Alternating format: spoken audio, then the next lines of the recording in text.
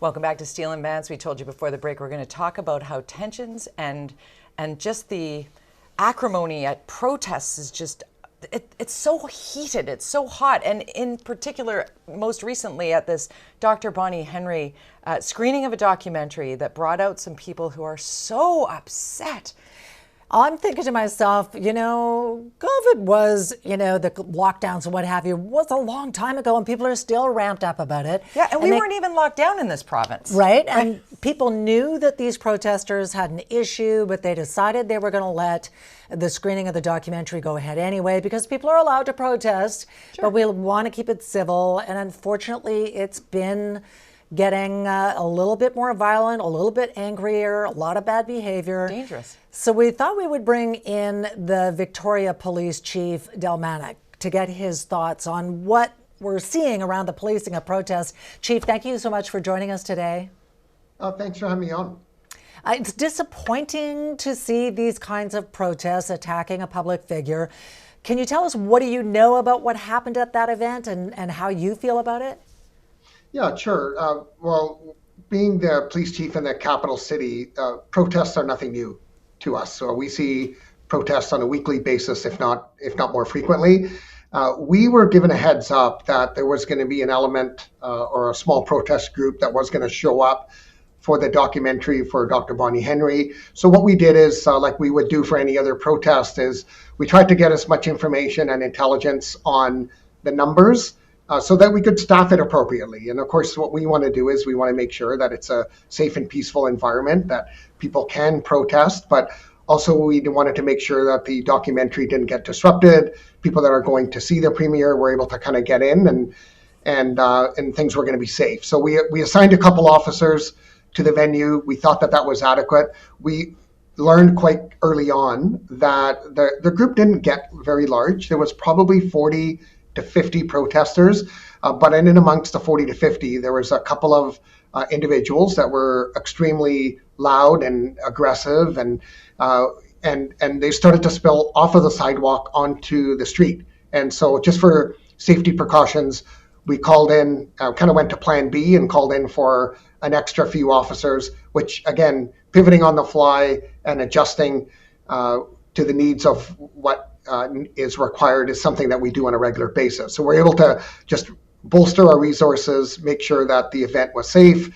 And in the end, there was no issues. The movie didn't get disrupted, although I do know that a few people attending the movie did feel a bit intimidated as they had to kind of walk through the gauntlet a little bit. And then also leaving, there was some concern about safety for some of the people that were at the premiere. So, Chief, how is it that you prepare? You say you're staffing up for what was to come. How has preparation to manage protests changed over the last 4 or 5 years? Well, it's changed considerably. I can share with you that since COVID, it's amazing for us to see the difference in the amount of divisiveness and polarization on issues that people have. And it doesn't matter what the issue is. You would normally have a protest group show up. They were usually fairly cooperative with police. Of course, that depends on each protest group and how structurally organized that they are. But we would usually see it being relatively peaceful and lawful and safe.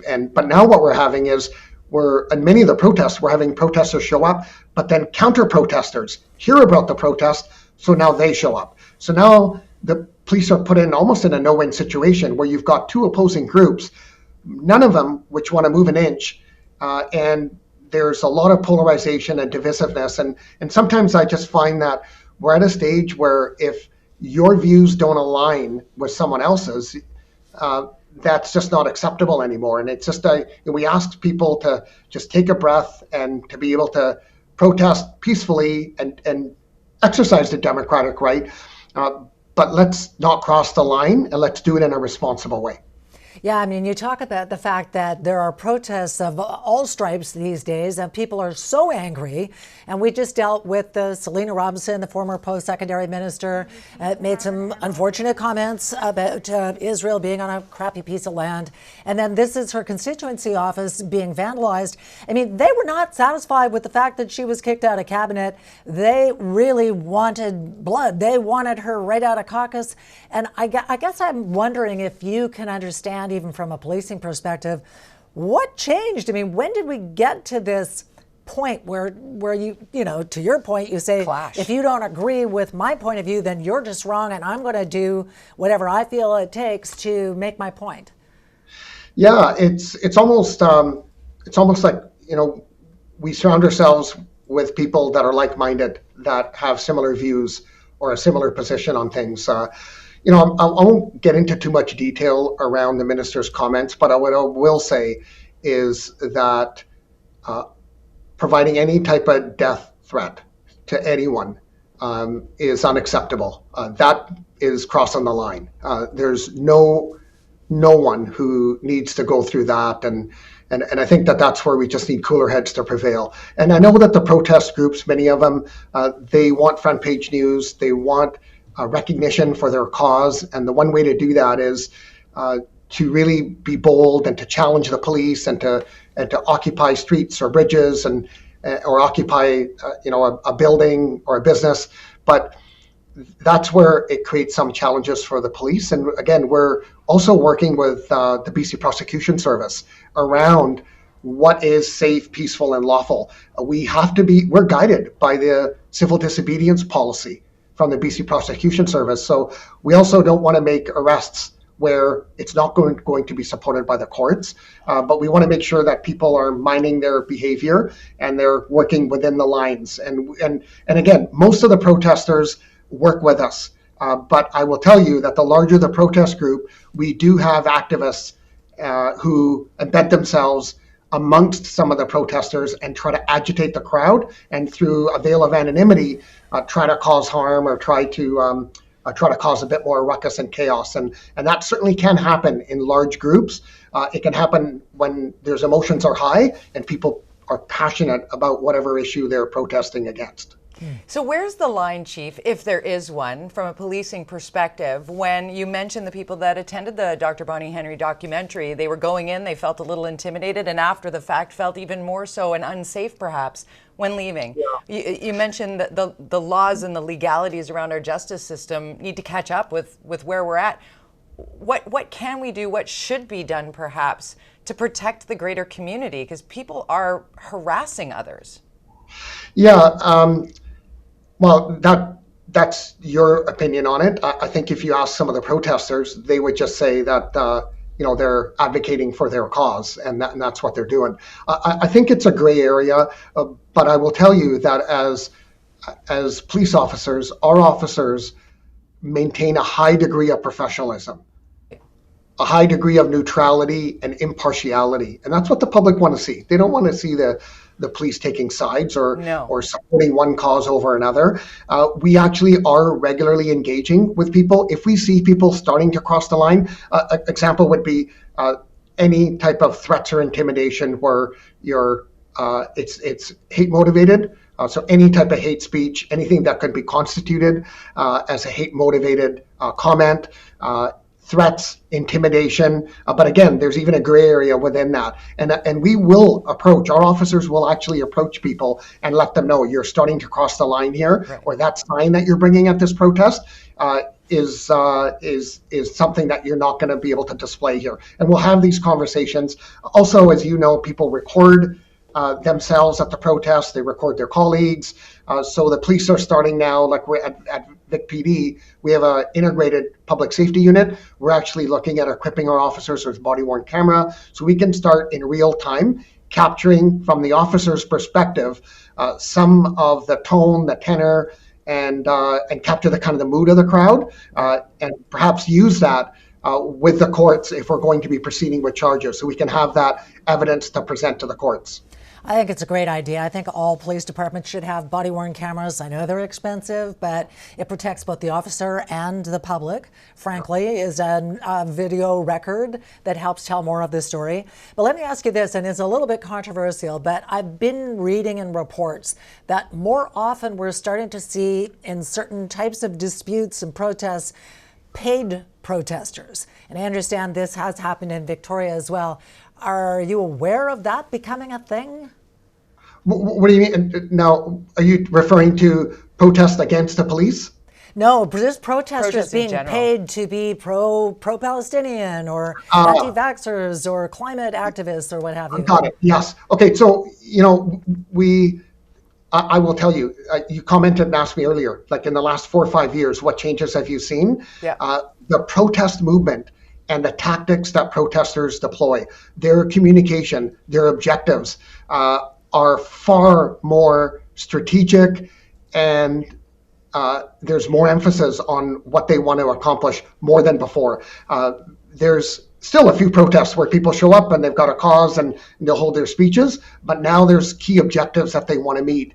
And there's no doubt there are professional protesters out there, agitators that want to cause harm or want to promote a certain issue or see front page news regarding a particular issue. And I will tell you that our officers are always on the lookout. We have officers in plain clothes, we have officers in uniform. We will staff up a protest depending on the tone, the tenure, the experience that we have with that particular protest group or the organizers, their cooperation or lack thereof. So we don't want to be the show, but we want to make sure that we're there in enough numbers that if things are starting to slide in the wrong direction and it's starting to become unsafe, we're able to interdict quite quickly. And so we try to be proactive. We try to pick out those individuals. An example would be masking.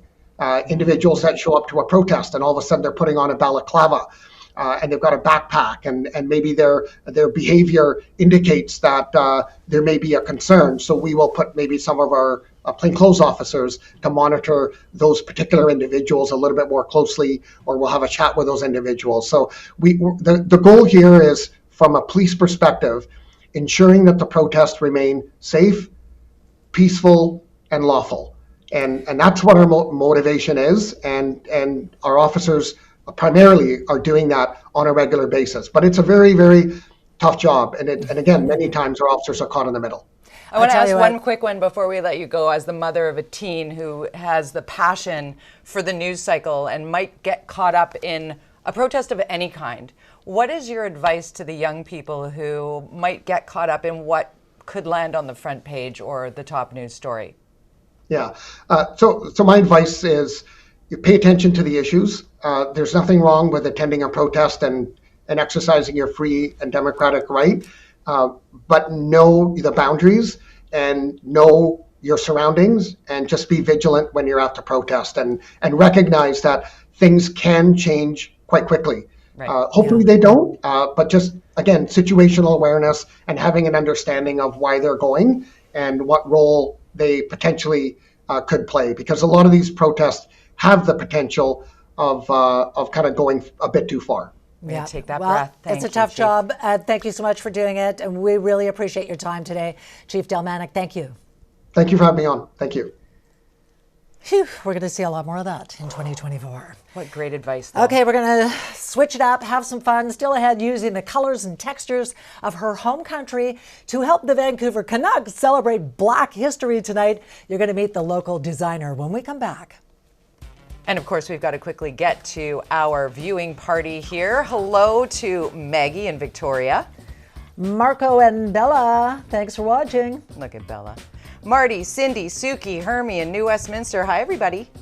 And we also have Peter in Surrey. Thanks for watching. The viewing party is brought to you by BCRFA, and tonight you could win an Atlas gift certificate for $150.